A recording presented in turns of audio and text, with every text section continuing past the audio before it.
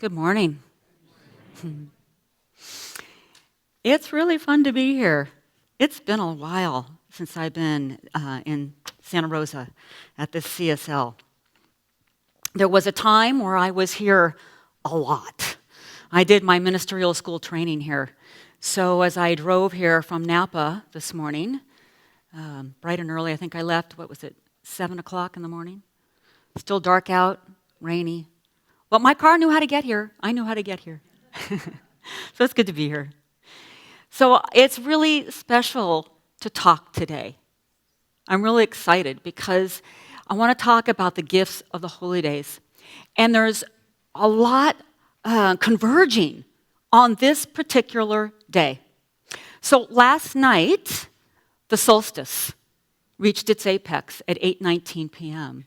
So blessed winter solstice, everybody. Hanukkah starts tonight, the Festival of Lights. So happy Hanukkah as well. And Christmas is this Wednesday. So Merry Christmas. So what I want to do is I want to weave these traditions together, and I want to start off, I'm going to talk about Hanukkah. And we're going to talk about Hanukkah as giving us the gift and the quality of trust. And we'll know that through the power of our minds. Then we're going to go into the Christmas story, and we're going to look at the quality and the gift of love as we know it in our openness of our heart. And then we're going to go into the solstice story, and we're going to look at that as we move into the seat of our soul, into our belly, into the fullness of being in these human bodies, as that quality of wholeness. You know, so much joy and light is this season. And I know joy and light is the qualities that usually get talked about. So it's really excited to bring these three particular today. So let's start with Hanukkah. And I'm going to start with a brief story and history of what Hanukkah is. So about 2 centuries before the birth of Christ, Jerusalem was under Greek Hellenistic domination, rule. And the Jews were not allowed to practice their faith. As a matter of fact, their temple was taken over, and the Greek god of Zeus was erected. When the Jews got their freedom and were able again to practice their religion, to practice their faith, they needed to re-sanctify their temple. And so to do so, obviously the first thing they wanted to do is they took the god Zeus down. But they also wanted to burn lights. However, to burn light, they needed pure, unadulterated oil. Now, from what they could see, they only had enough oil, for one day. For it takes around 8 days to make kosher oil. But they still move forward with faith and trust to purify their temple, to know their faith and trust in God. So they went ahead, and the miracle of Hanukkah is they had enough oil for 8 days. And that's the power of trust. That is the power of faith. Looking beyond what one can see, looking beyond what is showing up in the outer world, and knowing that there is a power greater than what we pick up through our outer senses. Jesus, when he would give his sermons, he would always say at the end, "For those with ears that can hear." And he's not talking about our physical ears. He's talking about the ability to move beyond the words themselves, to not get caught up in the minutia of them, to go where the words are pointing. So we're invited to look beyond these outer senses. I mean, truly speaking, if we look at our vision, we only see this tiny little bit of the full electromagnetic spectrum. Our ears only pick up a tiny, tiny bit of the frequencies that are possible. So it's an invitation for us to turn within, to understand that we can see without ears. We can see without ears. We can see without our physical eyes. We can hear without our physical ears. There's a language that's going on beneath the surface. And how important it is that we tune in to that. A couple weeks ago, I was on a support call. I was having some issues with my computer, and I had been procrastinating, but finally there was this, it was the end of my day, and I said, okay, I'm going to do it now. I'm just going to knock this out now. It should only take 10 or 15 minutes, so I'm going to do it. Isn't that funny? I've been procrastinating, but it's only going to take 10 or 15 minutes. But anyway, so I got on the call, and my inner voice said, no, not now, not with this person. And I was like, what? What? I'm ready. I'm ready to knock this out. I'm ready to get this done. I finally got there. So I actually stayed on the call. And what happened was this quick fix that I thought it was going to be. He said, no, we can't do it that way. We have to do it this way. And he didn't take me through what we were all going to have to go through in the beginning. So we're about halfway through it, and it's about 45 minutes later. I'm going, whoa, stop. Finally, my no just was like, are you going to listen to me now? Are you going to listen to the no? Okay, and I did. I listened to the no. We backed everything out, and so I still have my problem with my computer. But I was fine. I'll keep my problem. So what happened next, about 2 or 3 days later, I was on another call, just not necessarily a support call. I was just calling to ask a question with the same company. And there was that inner voice again, and it said, oh, ask your question now with this person. I said, okay. So I asked the question. We had that thing done in 10 minutes, in the way that I thought it was supposed to go. This is the power of listening to, and this is just a simple example. This is the power of listening to our inner yes and our inner no. And our inner no doesn't have to be anything like negative or wrong. The no can be just as powerful as the yes. Letting both of them be present. Because when we declare our no, there is that yes that's sitting right next to it. Martin Luther King said, faith is taking the first step, even when you don't see the whole staircase. I think we've all heard that quote before, and when I was preparing for this talk, that quote was just like, you've got to use this quote, because it's really where I'm pointing to. How important it is, because sometimes we get messages, but I know for myself, sometimes I want to know what the outcome's going to be. I want to know all the steps I'm going to take. I want every little duck to be in a row. Okay, now I'm ready. I'll step in. But that isn't how life is. I'm given the message to move forward. That's how ministerial school started. I didn't know what that whole process was going to be like, but I'm called. I'll step in. And here we are. I'm up here talking with all of you. This is what happens from listening and stepping in. And trust, it involves the mind. But trust involves a disciplined mind. For an undisciplined mind is stuck in conditions, wanting to fix things, wanting to control things. There's a vacillation between self-righteousness, coming to conclusions, having opinions, needing to be right, and, on the other side, feeling like the victim, blaming the world for my problems. And I think we all have this in us. It's just the nature of our human condition at this time. So there's nothing wrong or bad about having an undisciplined mind. The point is just become aware of it. And we do that through various ways, through meditation, through prayer. And as we get to know and listen and hear our mind, we understand that we don't have to believe every single thought we think just because we think it. Right? Not every thought we think is true. I have a friend whose mother used to say, "Now, you put down that thought because you don't know where it's been." True, right? Where do we get our thoughts? Think about it. So we can know that our mind can be our ally, it can be our friend, it can be our companion, our teacher and our supporter. Or, oh my gosh, it can put us through hell at times. It can be our enemy.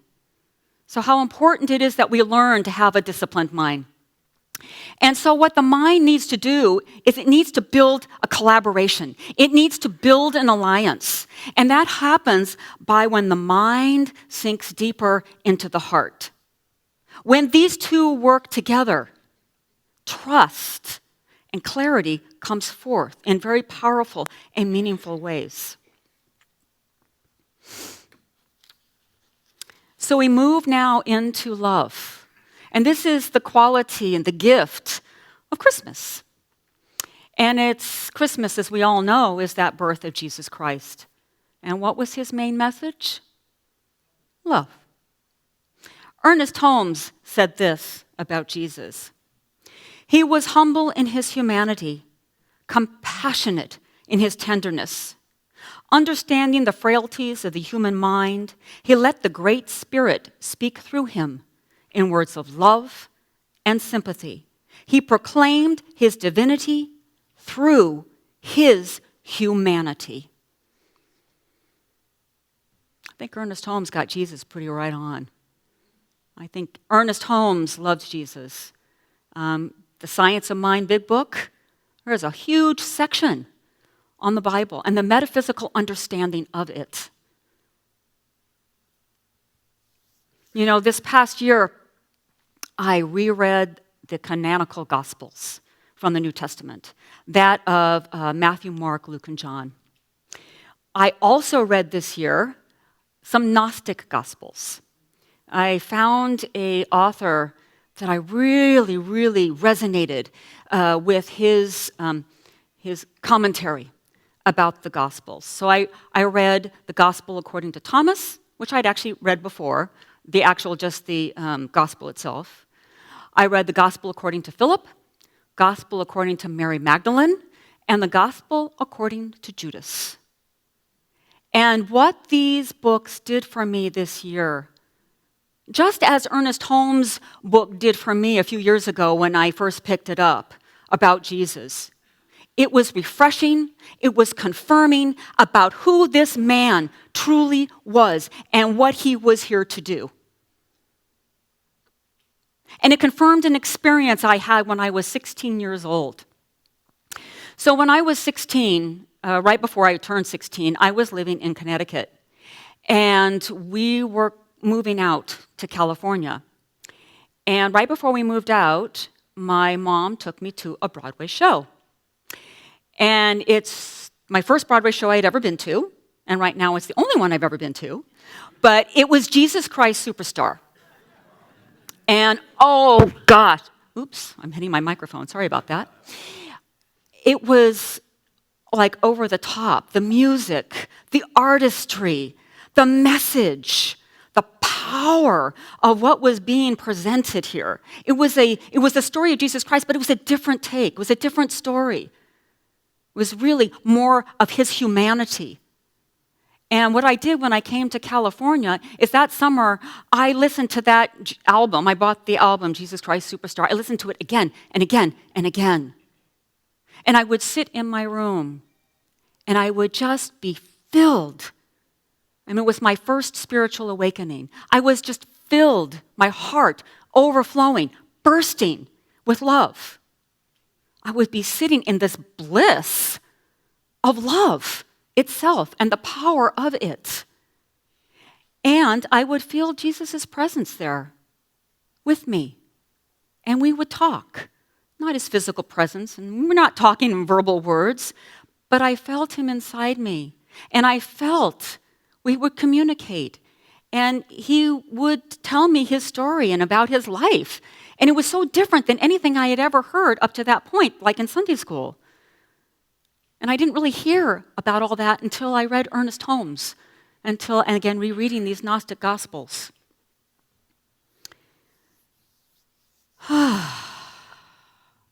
So his main message was love.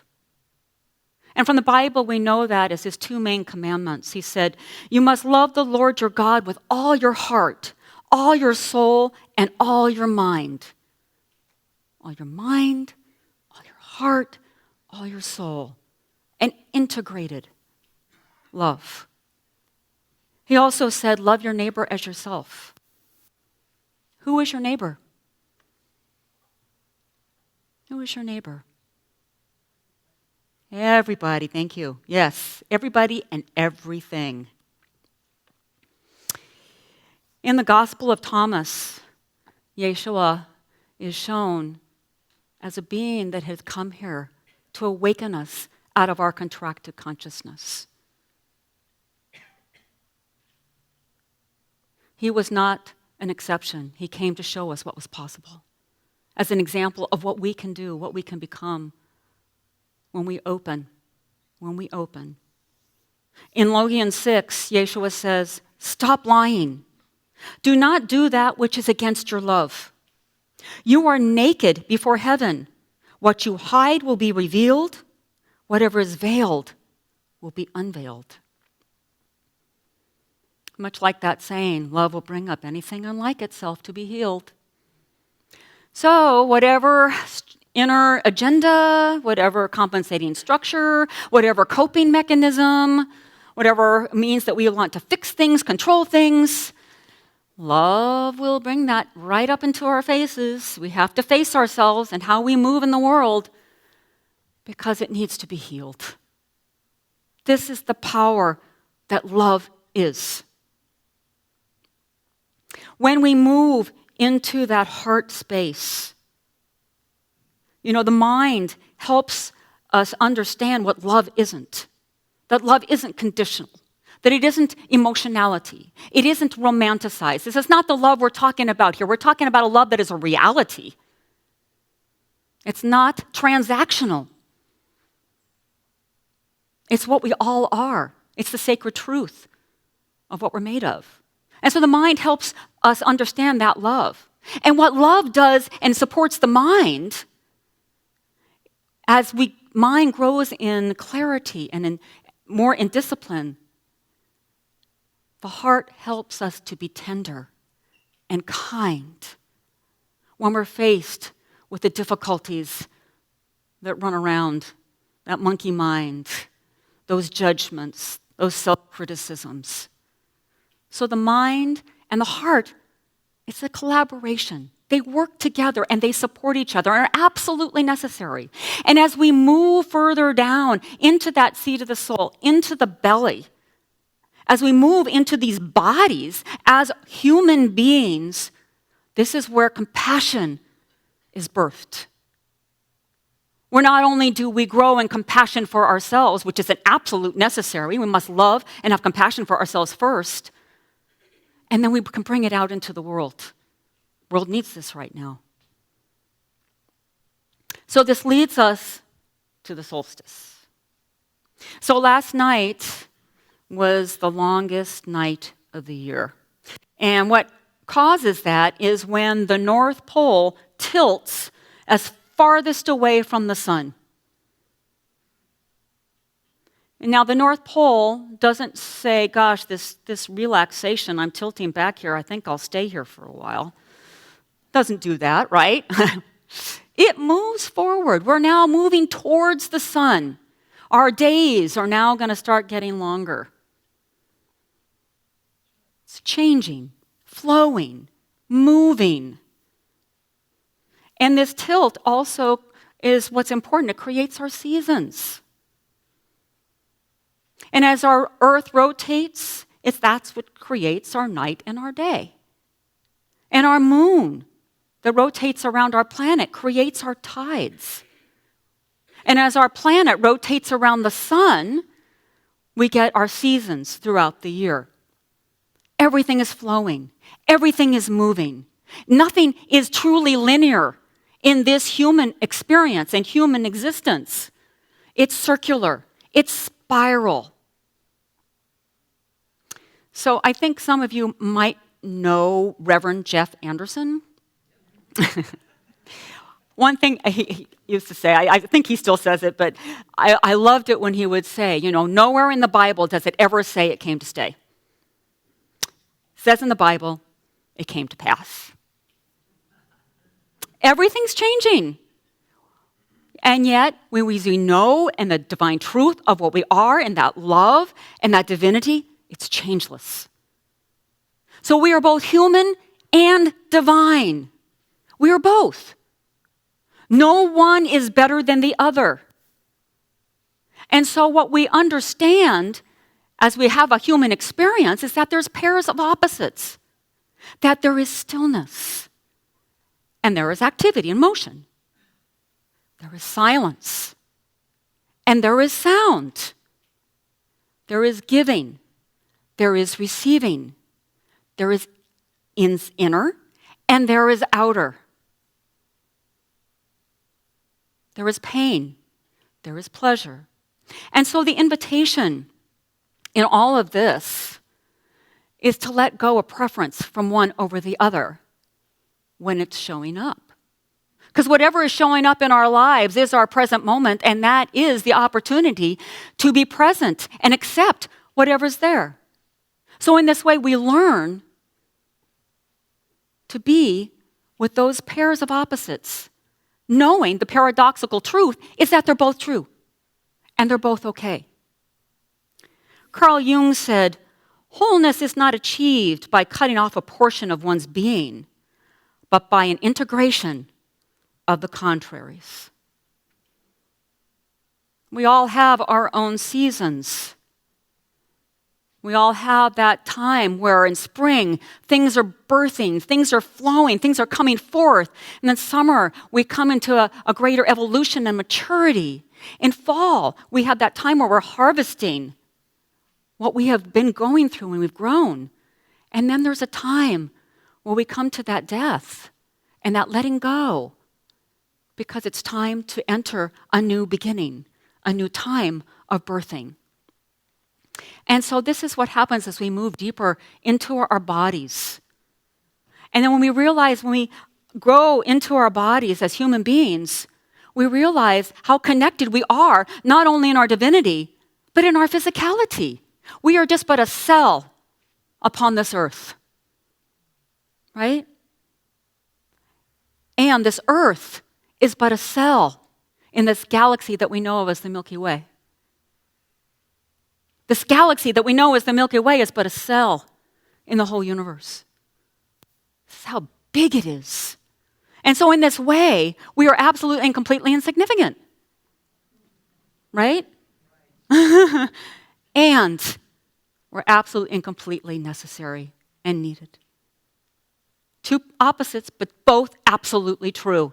And so what this teaches us, it teaches us to be humble, to not make too much of ourselves, to remember how connected we all are. We are birthed from that one place, that one being, that creative spark in which we all are that comes forth out of that. And we don't come forth out of that as it's now separate from us. We come out of it tethered. For this divine presence to know itself through every single pair of eyes. And how important it is that as we move out into this physicality, as our human experience, that we don't get too far away. How important it is to turn around and remember where we came from. To remember what we truly are and what each other truly is. This is the importance of that. To not be attached in being somebody special. We're all unique, but no one is really special over anybody else. And so this involves, again, practice, being willing to be in the moment, surrender. And one thing I know about surrender is surrender can be a pretty nebulous practice. I mean, do you really do it, or does it do you?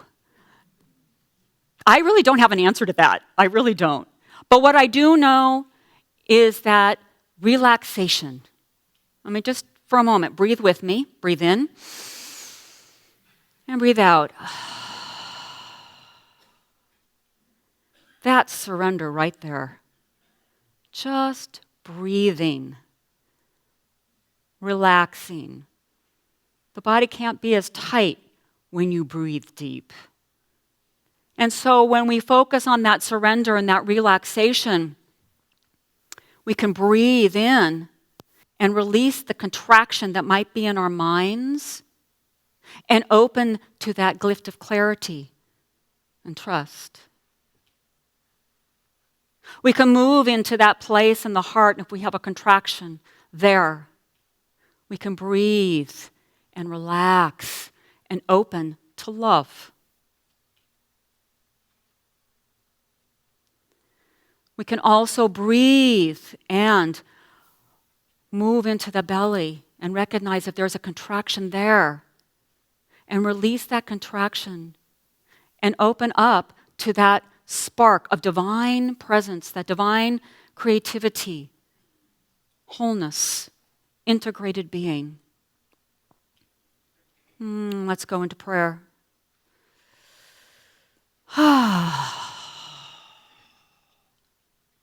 We are whole. We are complete. We are perfect. Right where we are.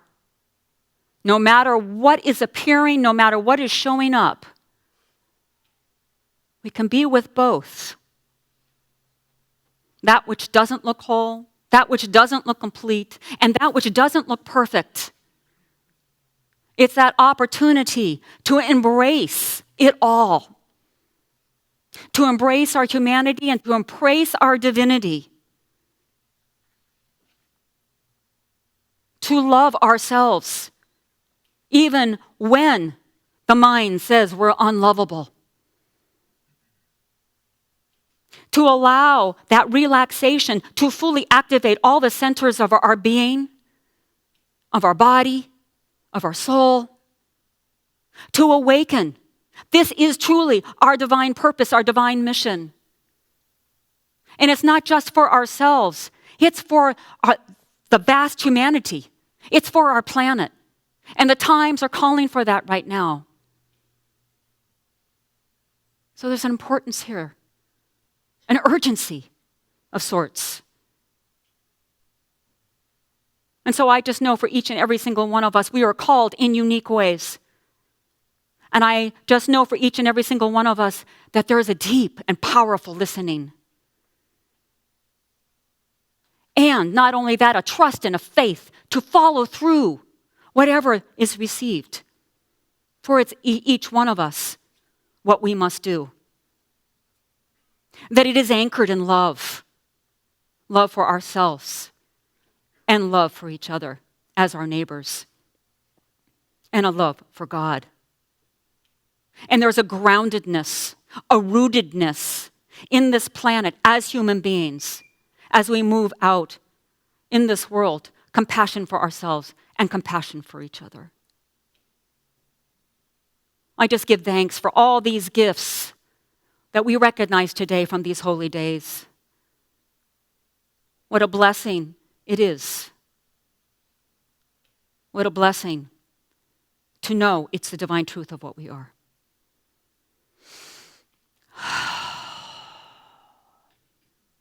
So releasing, letting go, letting be. We can all say together, and so it is.